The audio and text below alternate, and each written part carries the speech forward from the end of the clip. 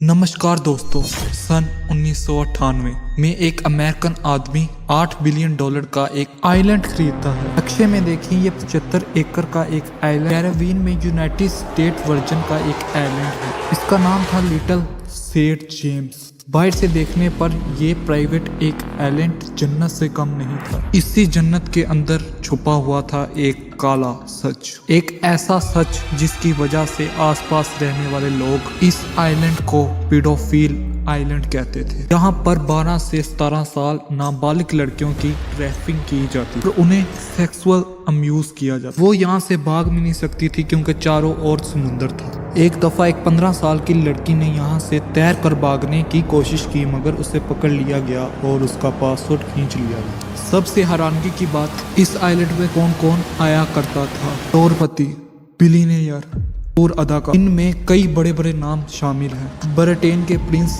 Henry, scientist Stephen Hawking, comedian Chris Tucker, न जाने कितने पॉलिटिशियन और बिलियनियर इस आइलैंड पर आए थे। इनके लिए यहाँ पर पार्टी ऑर्गेनाइज की जाती थी। सवाल ये है कि इस आइलैंड का मालिक कौन था। इसका जवाब है एक नाम, जेफरी एप्स्टीन। एप्स्टीन एक जमाने में बच्चों को मैथ पढ़ाया करता था, एक स्कूल टीचर था। किस्मत ने ऐसा खेल खेला कि आगे जाकर वो बिलियनियर का फाइनेंशियल एडवाइजर बन गए। तकरीबन $60 बिलियन की संपत्ति इकट्ठी कर ये बिलियनियर बन गए। इनके दोस्तों में शामिल थे बिल क्लिंटन और डोनाल्ड ट्रंप से लेकर इसराइल के प्राइम मिनिस्टर अहद ब्रिक भी शामिल थे। आज की वीडियो में जानते हैं अमेरिका के सबसे बड़े स्कैंडल के पीछे का सच। आज के दिन आपने नोटिस किया होगा कि दोस्तों, आर्टिफिशियल इंटेलिजेंस हमारी जिंदगी का single most important technical shift बन चुका है। ये सारे बिलियनियर्स इसे एग्री करते हैं। मार्च 2005 की बात थी। फ्लोरिडा में पलाम बीच के इलाके में लोकल पुलिस स्टेशन में कंप्लेंट दर्ज करवाते हैं। लड़की बताती है कि रॉयल पलाम बीच हाई स्कूल में उसके साथ पढ़ने वाली लड़की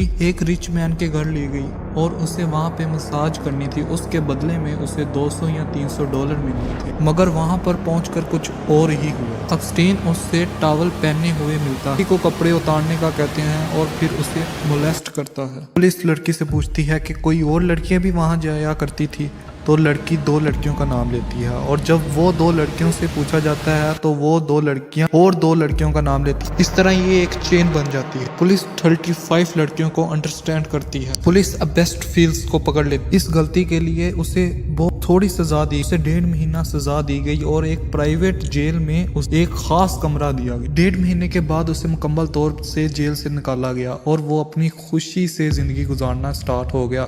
दोबारा वो ही काम करना स्टार्ट हो गया। मगर कहानी में ट्विस्ट आता है। दुनिया के कोने में एक औरत थी, एक जर्नलिस्ट थी। उसने ठान रखी थी कि वो एप्स्टीन को जाने नहीं दे। 2009 में जब एप्स्टीन जेल से रहा हुआ तो इसने उसके केस में डीपली रिसर्च करना स्टार्ट कर दी। सालों तक इस केस को डीपली रिसर्च करने के बाद नवंबर 2018 में अपनी रिपोर्ट पब्लिश करती है। 1 नहीं 2 नहीं, पूरी सीरीज एप्स्टीन के पब्लिश करती हैं। लोगों में दोबारा गुस्सा जन्म लेता है।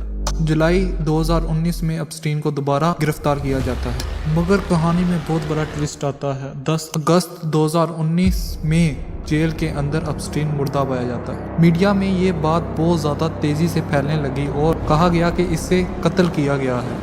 इस खबर को फैलाने वाले ज़्यादातर वो लोग थे जो डोनाल्ड ट्रंप के सपोर्टर थे और डोनाल्ड ट्रंप ने खुद ट्वीट किया कि इसको कत्ल किया गया है क्योंकि इसके पास इंफॉर्मेशन थी बिल क्लिंटन की, उसने ही इसे कत्ल किया होगा। मगर हकीकत ये थी कि इसका एक आइलैंड था जहाँ पे ये लड़कियों को बुलाता था और वहाँ पर अमीर बिलियनर लोग आते थे और लड़कियों का रेप करते थे। एप्स्टीन फील्ड्स के पास उन मुकम्मल लोगों की इंफॉर्मेशन थी, शायद उनमें से एक ने इसे कत्ल कर दिया होगा।